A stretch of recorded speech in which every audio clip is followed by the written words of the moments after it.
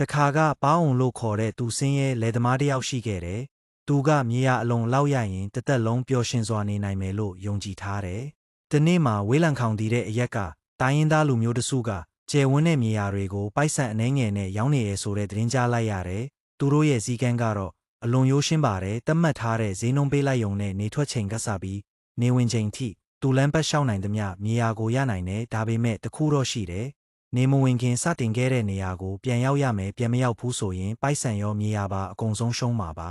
နေထွက်ချိန်ရောက်တော့ပေါအောင်ခီးထွက်ခဲ့ပါတယ်သူကအရှိန်ကောင်းကောင်းလန်းလျှောက်ပြီးနေနိမိတ်တွေအမတ်အသားလှုပ်သွားတဲ့စိတ်ထဲမှာတော့ရလာမဲ့ချမ်းသာကြွယ်ဝမှုတွေကိုမြင်အောင်နေပါတယ်မြေကမြေသားစာအရန်ကောင်းတယ်မြက်ခင်းတွေကစိမ့်လန်းလာပါတယ်လောဘကသူ့ကိုရှေ့ဆက်သွားဖို့တွန်းအားပေးနေတယ်ပြန်လှည့်ရမလားလို့စဉ်းစားတိုင်းရှေ့မှာပိုလာတဲ့မြေတွေကိုမြင်တော့နောက်ထပ်ခဏလေးပဲ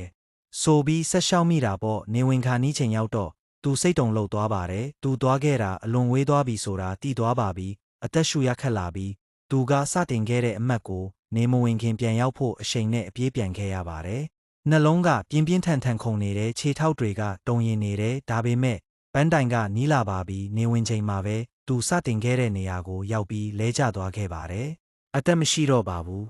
တိုင်းရင်းသားကောင်းဆောင်ကသူ့အလောင်းကိုကြည့်ပြီးငြိမ်သက်စွာပြောလိုက်တယ်တင်ကြိုလိုက်ပါလူတယောက်အတွက်လိုအပ်တဲ့မြေကအဲ့ဒီလောက်ပဲ6ပေပါပဲ